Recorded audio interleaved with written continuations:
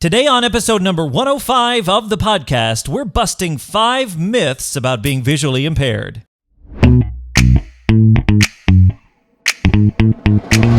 What's up, VIPs? Welcome to Life After Sight Loss Radio, the podcast helping you discover life after sight loss. My name is Derek. I am your resident VIP, aka visually impaired person. And across the table from me, as always, is our resident sighted supporter, my lovely wife, April. Hello. All right, dear. Well, the sun is shining. Spring has sprung, and it is beautiful outside. It is. We got the windows open.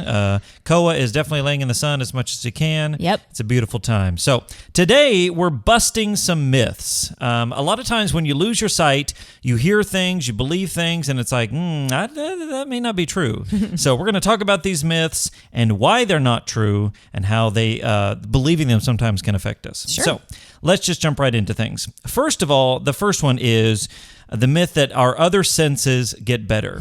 Now, this is one of those weird things where I'm not a doctor. I'm not a medical professional. I can't say for sure that your hearing does not absolutely get better or your sense of touch doesn't absolutely get better. However, people have this theory that, your one sense goes down, and so all the rest just get really heightened, like Daredevil, Yeah. Which, that's a whole nother thing. Daredevil has my Anyway, thank you, Ben Affleck. But I don't think it necessarily gets better. I think we just use them. Like, I don't know if I can hear better than you.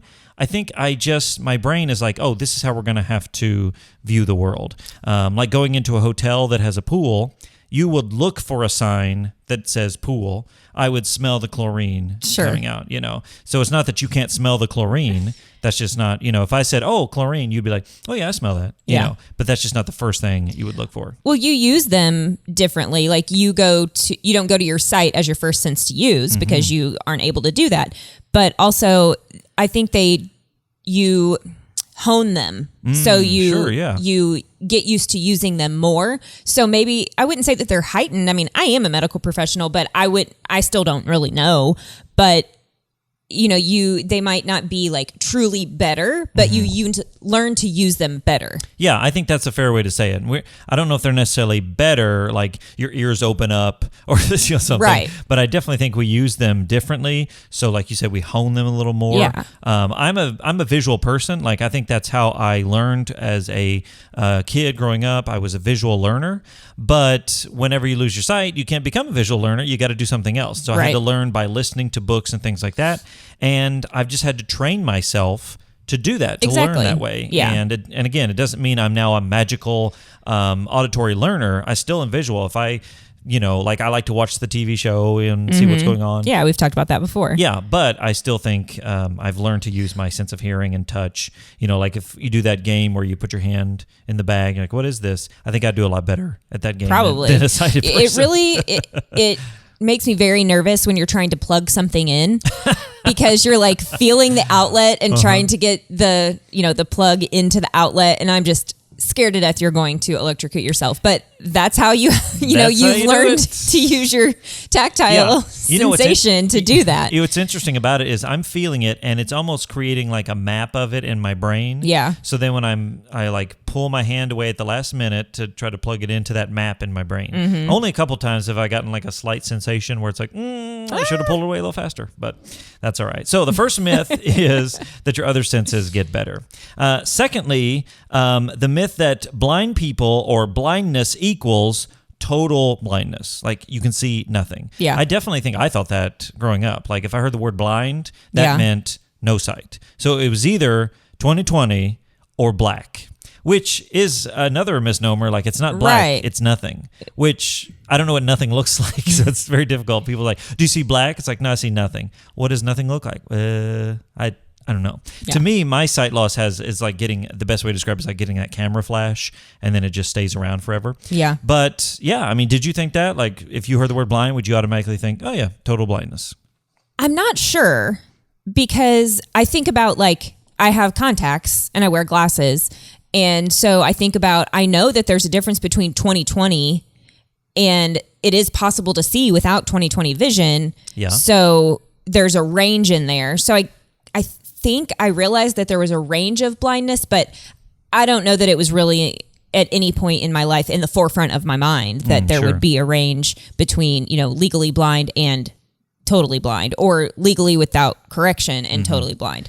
Yeah. So yeah, I don't think I think if I heard somebody was blind and they were using a white cane, they needed assistance, stuff like that, guide dogs, whatever, then I probably, well, that person's blind. They're totally blind. But, somebody needed contacts. I know you have friends that have like really thick glasses. Sure. They give that classic line of like, oh, I'm blind without my glasses. I'm like, don't say that. But yeah, I think that's what, if it was corrected with glasses or contacts, I'd be like, right. that's not blind. But if it wasn't, if it had cane and guide dog and assistive technology, I probably would have thought they were totally blind. So yeah, I mean, visual impairment, low vision, legally blind, all those kinds of phrases were not even in my vocabulary. No, I guess that's true. I guess I didn't think about that with the context of the question. So yeah, I probably did think, blind meant totally blind, like not seeing anything. And honestly, a very low number of people are totally blind. Sure. Like the people that are blind, it's like less than 10%, I think, are actually totally blind. So most of us have some sort of vision, which throws off the sighted community out there. I've gotten many questions like, are you training that dog? Oh, yeah. Things like that. And so because they believe that blindness equals total blindness. Yes. All right. Number 3, blind people are antisocial. Now, if you've ever met me, you know this is a myth. Not true. Not true at all. I think it's because there are times when, I think this myth comes about because blind people will oftentimes, let's say like at a party, they'll find a place to sit or stand and not move around. Yeah. Because they're not trying to knock over something or, get in somebody's way. And so then people see that and they're like, oh, they don't want to mingle. They don't want to talk to people. They don't want to whatever. It's like, oh no, I just don't want to knock over somebody's beverage and make a big deal, Yeah. Sociability is not directly connected to blindness, because if it were, I would be a lot less social. Now, that being said, there are moments when I'm less social because of blindness being affecting my life. I don't want to get out, or I don't want to go to that thing, or I'm uncomfortable in this situation. Right. It's not that I am less social. It's just that blindness is sort of hindering that sociability. I think it depends on the activity or the environment that you're going to be in, how social you're comfortable being. Definitely. Because if you're with a group of people that are, we talk about this a lot, playing a board game, like how easy is that for you? Right. It's board games. Boo. Well, no. I mean, you can play them. You can be part of them. If you like board games, it's good not, for you. I'm just not a board game person, really. Well, you never were to begin with, really before you lost your sight. But fair. now, after you've lost your sight, it's even more so that you're not, because you can't participate the way everyone else participates. And especially the way I don't want to sit there and have somebody else move my piece or read the cards or whatever. Yeah.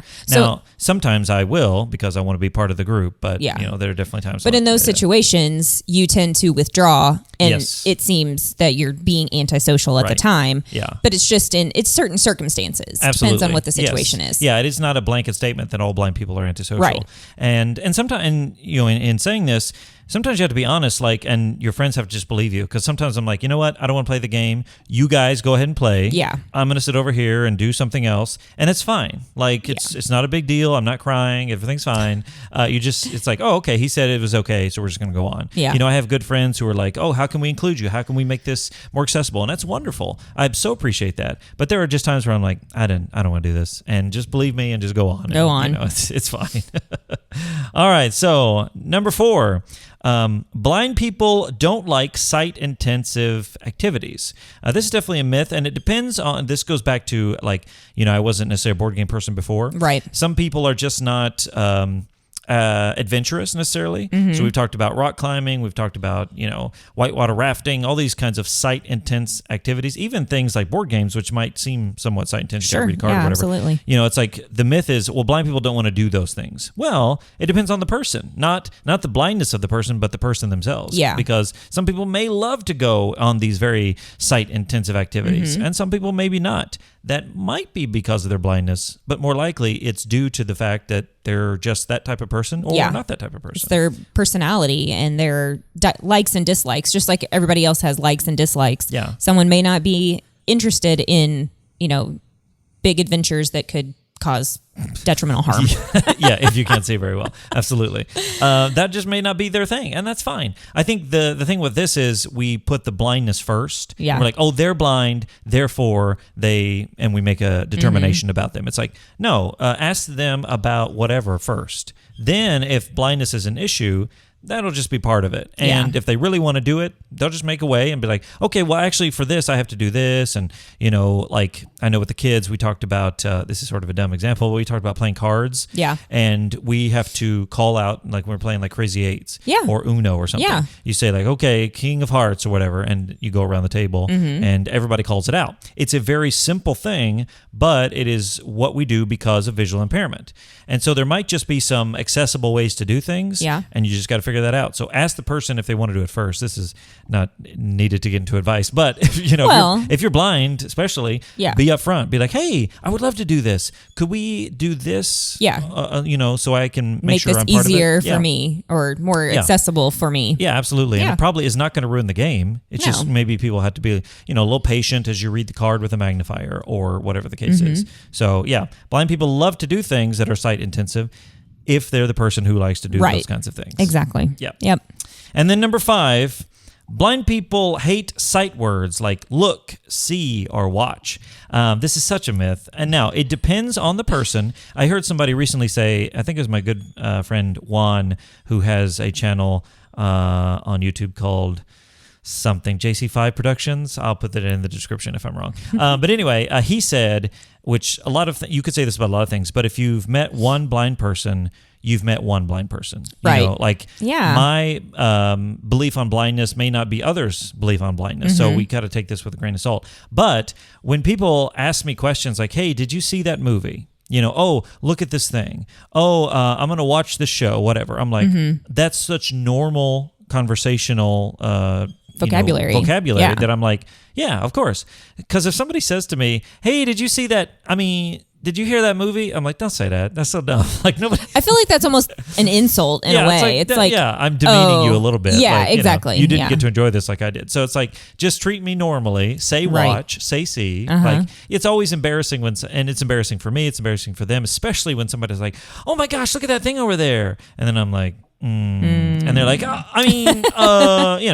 it's like, I remember when I first lost my sight. My grandpa at the time, he was driving me someplace, and he would always be like, look at that thing over there, look at that deer, look at that tree, whatever, and he just didn't even think about it, and I was like, oblivious. At first, I was like, how dare you? I can't see that, But I was like, that's how he's always done. I can't possibly ask him to change his vocabulary overnight. Right. And I don't really want to. Like, I want people to feel normal, in their conversations.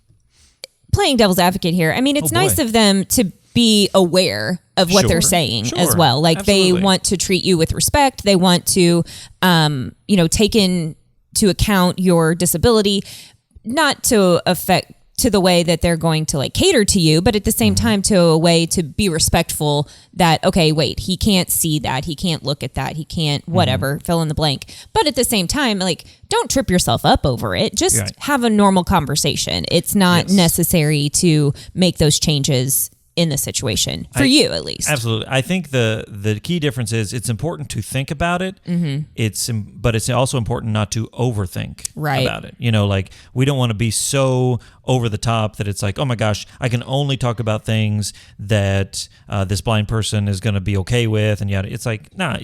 And if you're visually impaired, be honest and upfront about it. Let people know. It reminds me of like when they'll come up to me, and if I don't know them, they'll tell me who they are. Yeah. Like, oh, it's Joe talking, whatever. And most of the people that tell me that are the people that talk to me enough that I've got their voice already. Right. And so it's kind of like it's always that weird moment where it's like, I got you. You're considerate, and I understand. Yeah. So, but I don't think as a whole, if just because you lose your sight does not mean you lose words from your vocabulary. Right. You can keep those and say, watch the movie, and, oh, did you see that movie? Yeah, it was great, And then I might bring up something like, for example, I was talking to somebody yesterday about a TV show, and I said something about, oh, the audio description said this about it.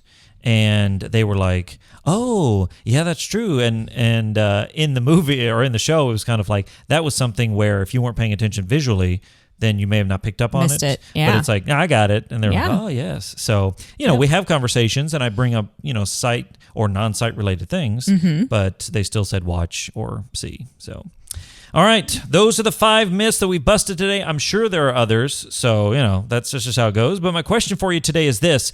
What is something that you believed about sight loss before you lost your sight? Was it one of these things? Was it something else? I'd love to hear about it. You can let us know in the comments of the video if you're watching, and you can also send an email to lifeaftersightloss@gmail.com.